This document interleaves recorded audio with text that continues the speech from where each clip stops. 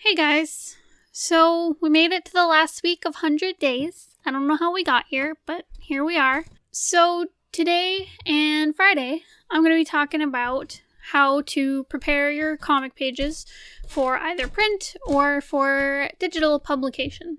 So today I'll start with prepping your pages for print. Now it's a really good idea to understand which format you plan to put your comic out in when you start planning out your comic and start making things.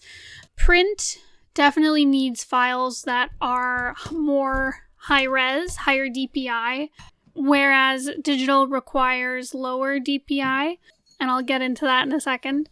However, I always recommend working in really high-res files, so big canvases if you're working digitally, really high-res scans if you're doing it traditionally and putting it on the computer, just because that, even if you go for years without ever, wanting to put your comic into print, you just plan on posting it online. If you ever do decide, hey, I want to publish this in a book form, then you have those high-res pages and you don't have to go recreate them years later. I have a comic called Sovereign that will never print because the first few chapters are just so low-res that we could never print them. So, let me be your cautionary tale here. Here's what you should consider if you want to do a printed comic. One thing you should consider, and I think I talked about this way at the beginning when I was talking about color comics versus black and white comics. It makes a big difference in print which one you go with. Black and white comics are very cheap to print, and they're very easy to print. If you plan to do, say, like print on demand and you want to make your books affordable, I would highly recommend using black and white because the prices are a lot lower for printing the book right out. Same if you went with, say, an independent publisher or an independent printer. Black and white is just always cheaper than using colored ink. So if you do plan to print in color, be warned, it's going to be more expensive. However, there's pros and cons to having a color comic. Same with black and white. But if you're looking at just cost, color costs way more to print. In the past, Bones and I have printed our books using Kickstarter in order to print our color comics, and we've gone through a local print shop to get them made. Because if we went through, say, like a print on demand, like Lulu, or CreateSpace or whatever other ones that there are now, it would be way too costly to do a color comic. But since we were able to kickstart it, get the money up front, we were able to pay for a print run of a color comic, which is 9 Point, which is this comic I'm working on here. So always consider that when you are making a book. Consider just what you plan to do when you want to print it. Another thing to understand about black and white versus color printing is that you want your black and white comics to be higher DPI than your color comics. And this is just because you want really crisp lines if you're using black and white. So I recommend 600 DPI for black and white, and more like 350 DPI for color, just because it really makes a difference for black and white, but for color, not so much. And you can have smaller file sizes if you stick with 350, so there you go. And if you don't know, DPI is dots per inch, so that refers to how much ink is on your actual, printed out page. It has nothing to do with pixels. You can have a comic page that is 2 DPI, and it will not change the size or the quality if you're looking at it on a screen, but if you print it, it's going to print out really blurry and gross looking. So make sure you use the correct DPI when you are printing, because that's how much ink goes into every square inch on your page, and it's important. So yeah, 600 for black and white, 350 for color.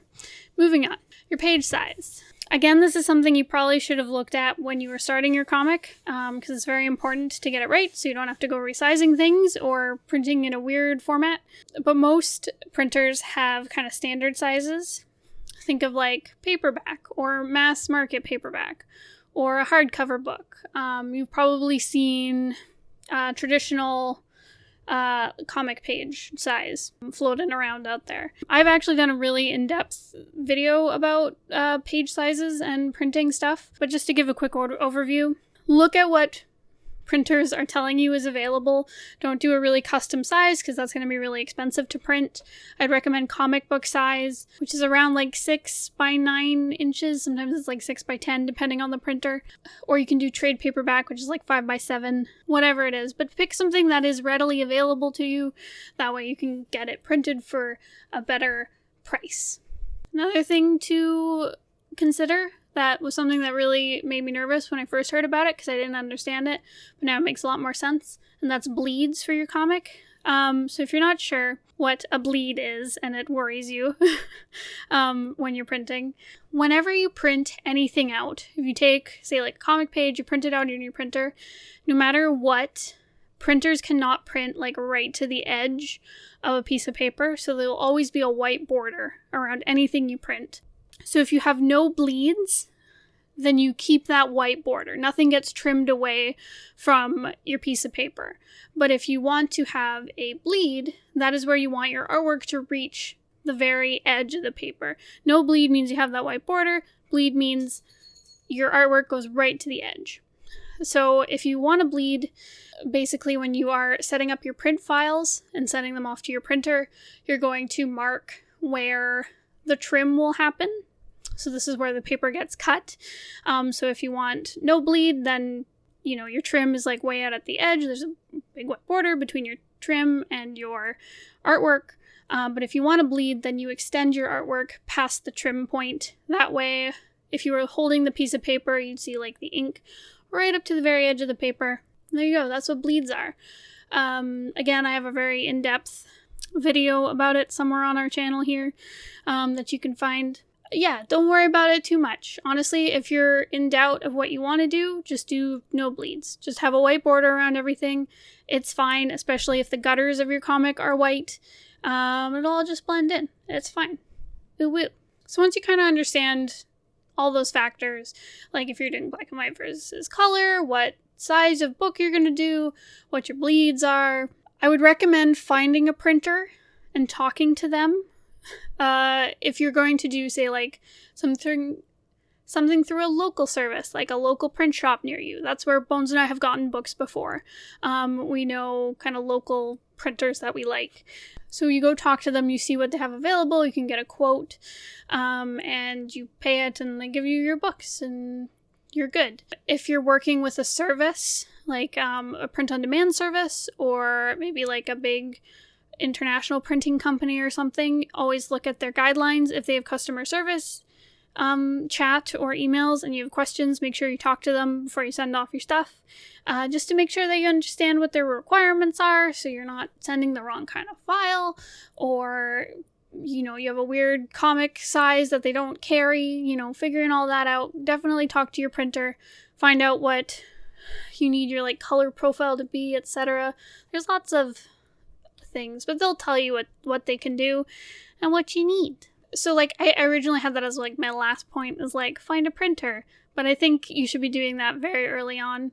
Once you have kind of your comic pages ready that you want to print, just making sure that everything is okay and you can get it printed properly. But finally, once you have all your pages done, you figured out kind of how you want to format your book. The way Bones and I put together books to be printed is we put them into InDesign, which is a lovely program that a lot of people hate, but Bones and I are pretty okay with, just because it's really good for setting up documents into PDFs or print books. It's how we set up all of our comics that we print. It's how he set up Honeywells, which is his novel that he published. It's great. But basically, you can set up like a master template within InDesign. Maybe someday we can go through kind of what we do in depth here. But what you can do is you can add page numbers, and then it'll automatically count them on every page that you put into it. You can do headers or set your margins, set your bleeds, whatever it is. You can do it all in kind of a master file and apply it to all your pages.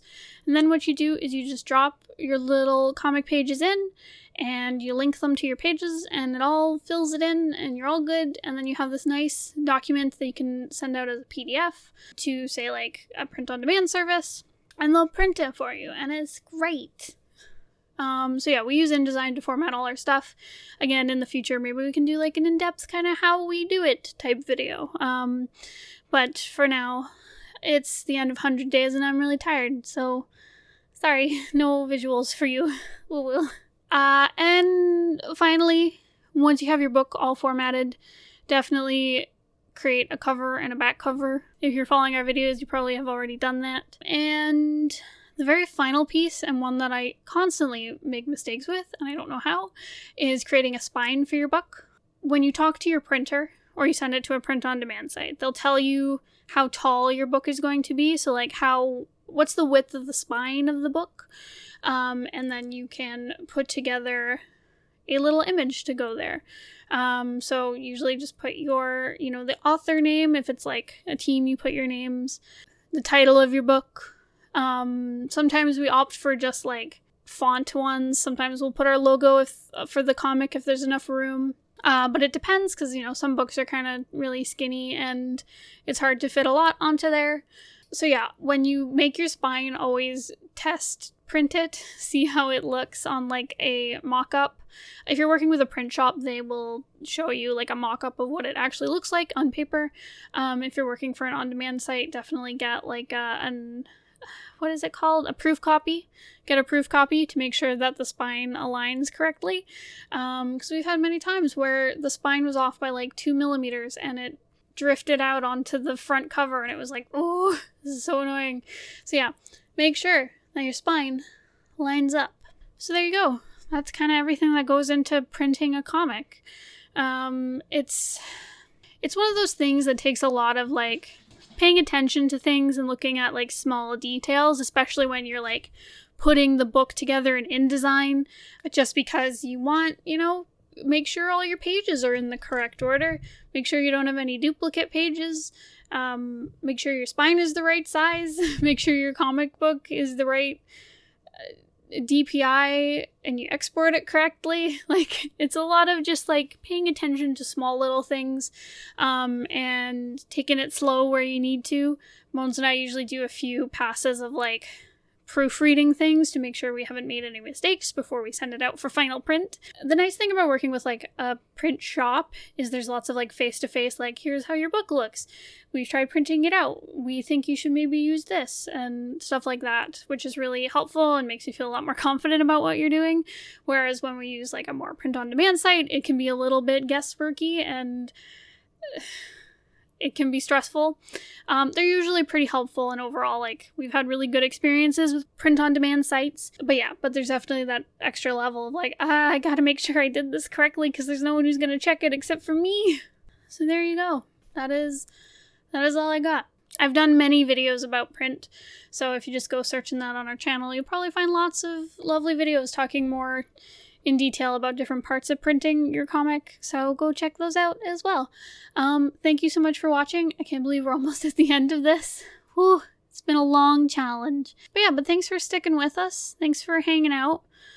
Make sure to subscribe if you want to see what we do after 100 days, or also to see our last few 100 days videos. And I'll see you guys next time. Goodbye!